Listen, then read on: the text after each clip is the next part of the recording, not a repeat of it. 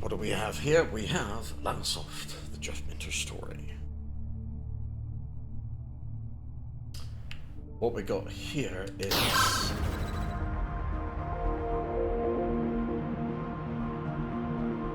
a gameography.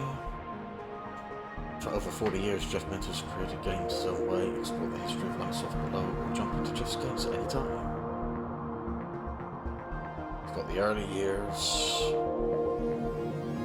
the hairy years, the light fantastic, the Tempest.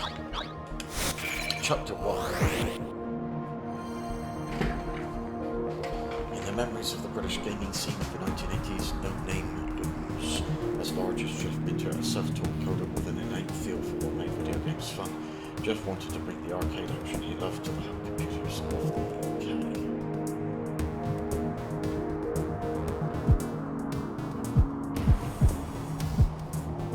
So a fiercely independent designer with a lifelong love for pure gameplay, Jeff Minter has cut his own distinctive path through the video game industry that he made a figure with the devoted fan base. Oh, there's a video.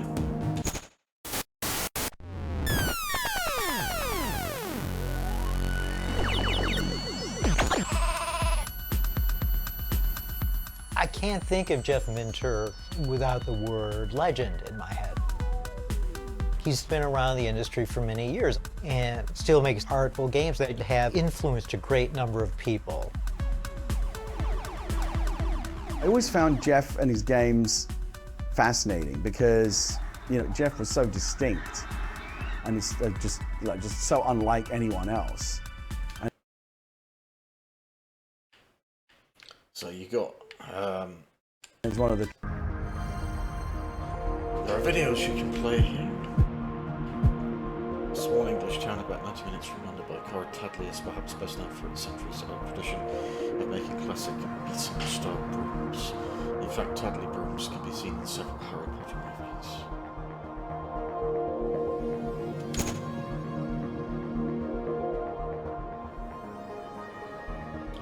You can zoom in on the image. The town of Tadley is also known for being situated on the border of the Atomic Weapons Research Establishment, the facility in which the United Kingdom designed and manufactured nuclear weapons.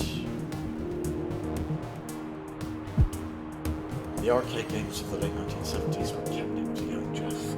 Wherever he could get his hands on them, the AWRE bars of little cities, travelling fairs anywhere he'd be, dropping his spare change to play Breakout, Space Invaders, and whatever else was available. Commodore PET. Commodore released its first personal computer, the PET, in December 1977, based on the MOS 6502 processor, the same one used in the Atari video computer system released that year. The PET was one of the first wave of PCs that began to introduce computers into the home. Can I adjust?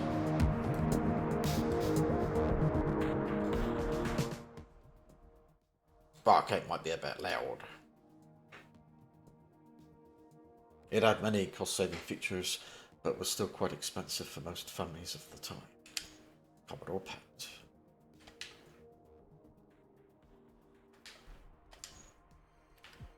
Learning the basics. When Jeff was 16, he went to sixth form college, the UK's equivalent of the junior year of high school in the US.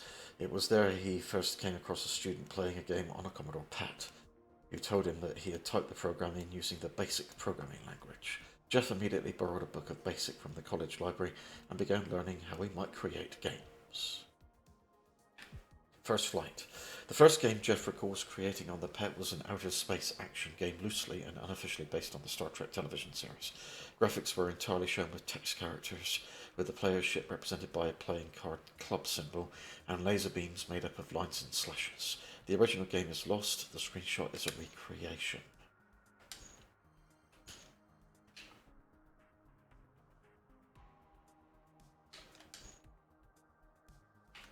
Deflex. As Jeff and his school friends learned more and more about how the Commodore PET worked, they created more complex games. One was called Deflex, in which the player had to control the path of a bouncing ball by placing paddles that would reflect it at 90-degree angles. Jeff would remake Deflex many times, first as an early Llamasoft release and eventually for iOS devices in 2011.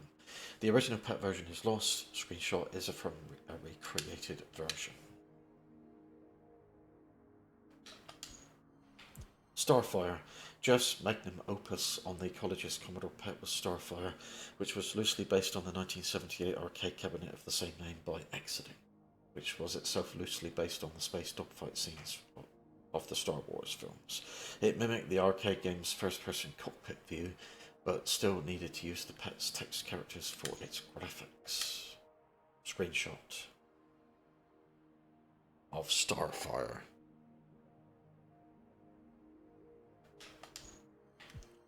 So Clive's computer. In the early 1980s, British inventor Clive Sinclair, 1940 to 2021, introduced the ZX80, the first computer in the UK market that cost less than 100 quid. While its capabilities were extremely limited, the ZX80's very low cost put computer ownership within reach of the average family, and it was widely popular. For his efforts, Sinclair was knighted by the Queen in 1983. 3D. Of 3D, Jeff says that while the idea of it was quite cool, the maze was a cube, and you could go through holes in the floor and ceiling, as well as left and right. The slow speed rendered it pretty much impossible to play by creatures with metabolisms that run on a normal human timescale. Now we can zoom in on this.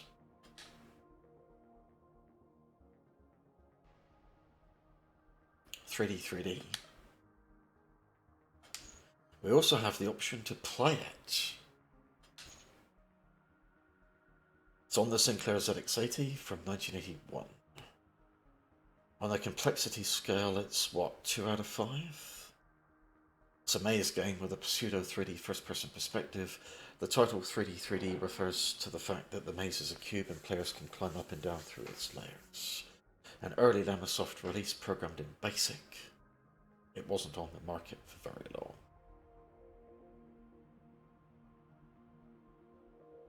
So, play this.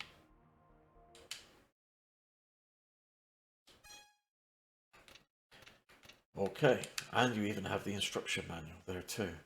3D is unique in being the only program to present a 3D view of a maze, which is itself three-dimensional. The program presents the maze in the form of a cube, 11 by 11 by 11. You are placed on the lowest level, 2, at the front.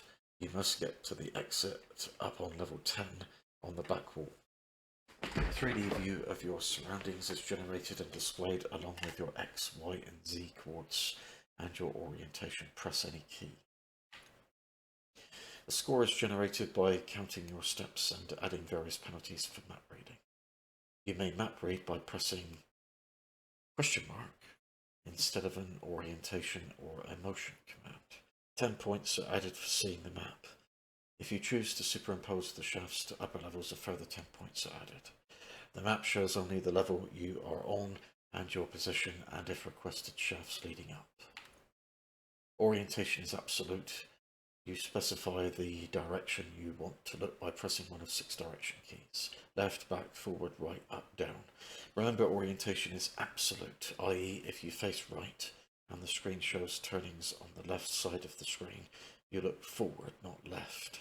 If you choose to look in to move, pressing new line moves you one step in the direction of your current orientation. Please note that to look into or enter a turning, you move towards it until it just disappears. The screen only displays what is ahead of you. The program can show 5 levels of depth at maximum depth of view. Bear in mind that at the end of the corridor may be only a space or a wall. If it is a wall, you will see it get larger as you approach. The exit appears as the only opening on the far wall of level 10. The program may be running fast or slow mode. You may change the mode during play by pressing S or F at command time. Pressing W allows you to have an enhanced display in the form of shaded walls. They take a little longer to draw, but they look nice. W toggles them on. That's the instructions then. Try the program and experiment. Learning orientation is a little hard at first, but practice and it becomes easy. Good luck in my devilish cube.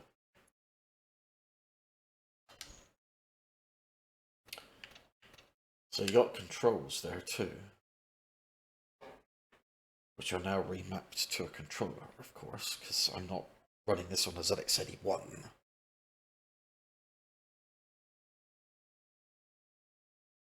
So you're using the right stick direction for left, right, up, down. And then you're using left stick up to move forward. You'll press A to show the floor map and X for wall shading.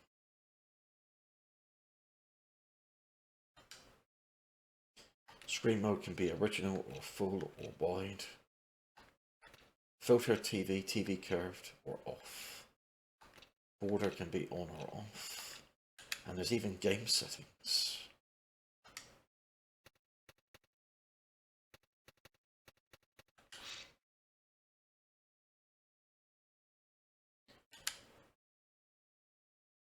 So, there's the instructions again.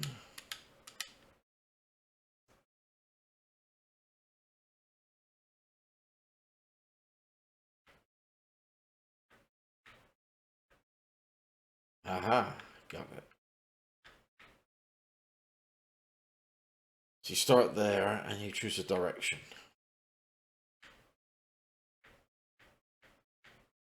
Now go forward, crack, crack, crack. You're going up against the wall there.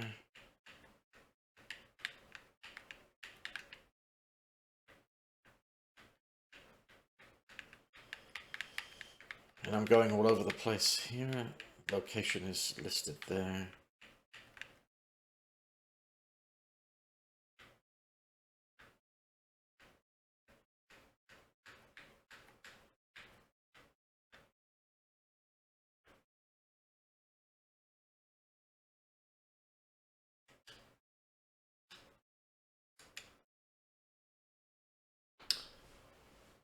Press F for shafts. Also any key.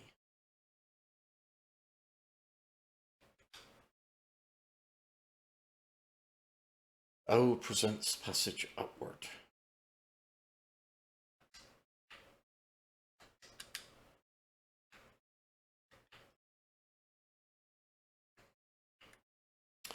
So this is ZX81, so there's no sound.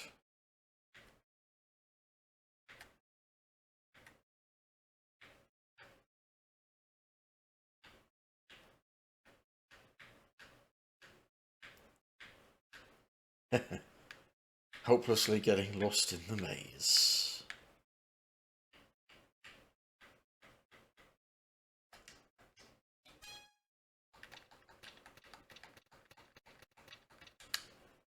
Putting out of that. That was just a quick look. On with the timeline. Centipede on the 1981. While Jeff had seen screenshots of Atari Centipede, he had never actually played it before creating his own version. While the ZX81 version looks like the original, it has some distinct differences. The ship cannot move up and down, and the centipedes fire bullets at the player.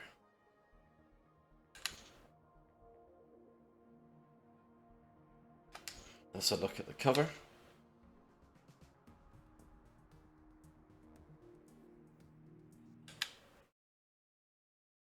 And we got the option to play. Got instruction manual. The greatest new idea since Space Invaders, your base is being invaded by hostile segmented aliens. These aliens aim to destroy you. If they bomb you or you allow them to overrun your base camp, you lose a base. The aliens turn each time they encounter an obstacle. If shot in the middle, they break into two independent halves. You must shoot all segments before they land. Fire accurately. You must score a direct hit, else you merely deflect the aliens. Your laser bases move left and right. Blah blah blah blah.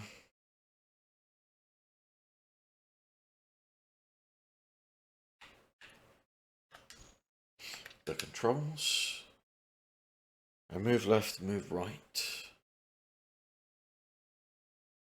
There's keyboard controls as well. You fire a weapon with the A button.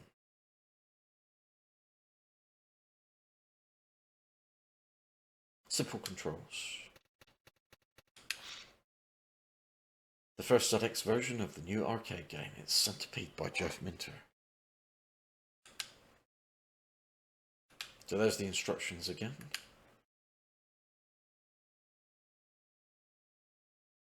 You may now set parameters for the game. What speed? Leave it on the default 15 for now.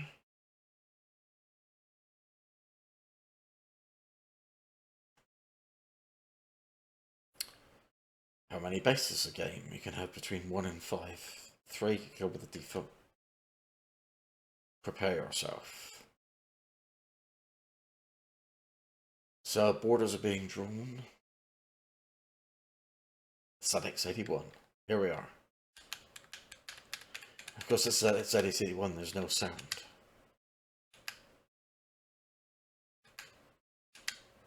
And I'm useless at it.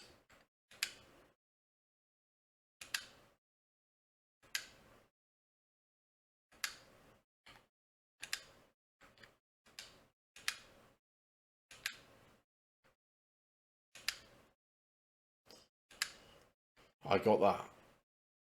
Score so far is 70. Earthling, you dare to survive. Prepare for next wave. Delay factor now 30.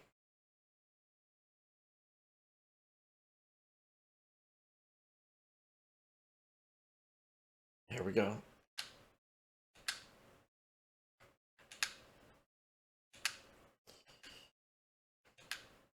What is going on?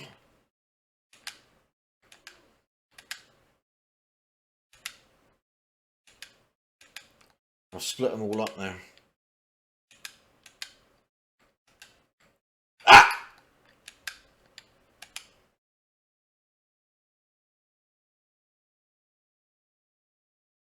You can't let them get to the bottom.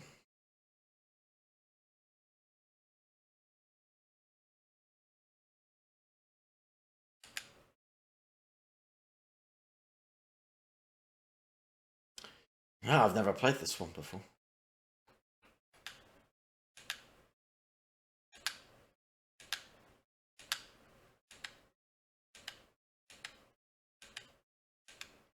Oh, you can shoot the blocks as well. This is hard. Got one base left.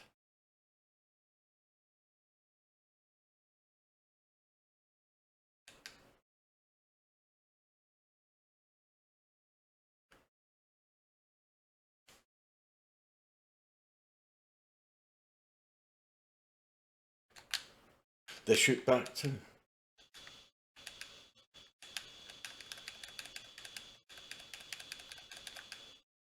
You got Earthling, you are defeated. Game over, I scored 390.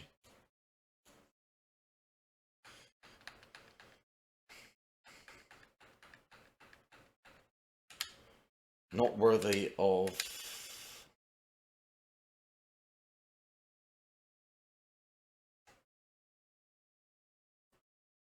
my name, so